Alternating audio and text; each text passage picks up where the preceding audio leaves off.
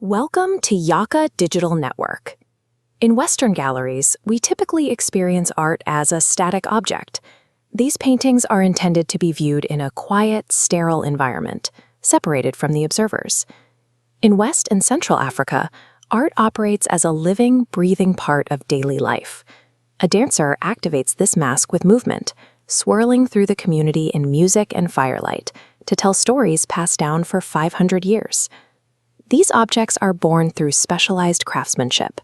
Here, artisans use a subtractive process, chipping away at wood to reveal the form inside.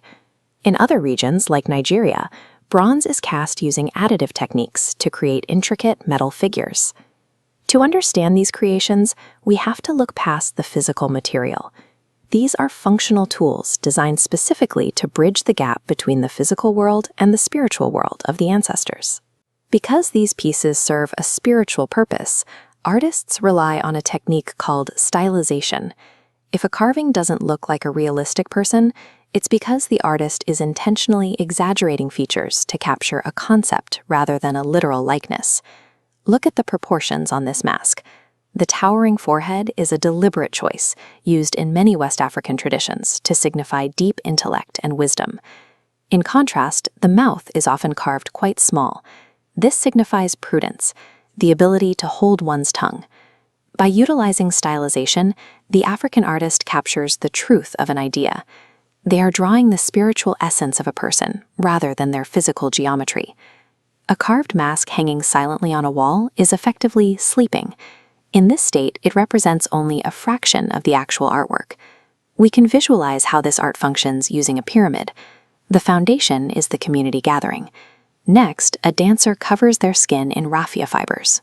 When the mask is activated by movement, it reaches the peak, waking up to become the spirit. In these cultures, art is performance.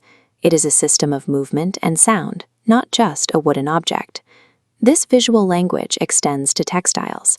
In West Africa, cloth operates as a form of communication, where every thread carries historical data. Kente cloth utilizes repeating geometric patterns, where shapes appear in smaller sizes across the fabric. Even the colors are data. Gold signifies wealth, while the red, green, and blue threads carry their own specific cultural meanings. Other traditions use stamped symbols, known as adinkra.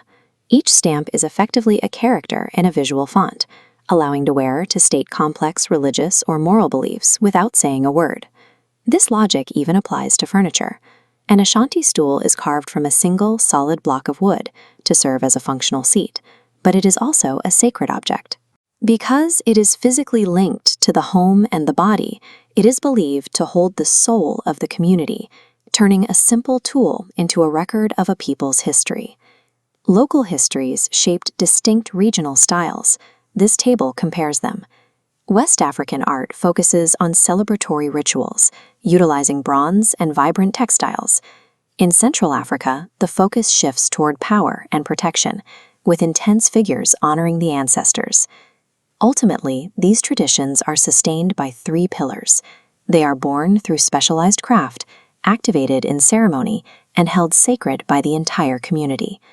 When you look at an African carving or textile, you are reading the visual language of a people. Thank you for learning with Yaka Digital Network. For more lessons across all your classes, visit us at yaka.cc.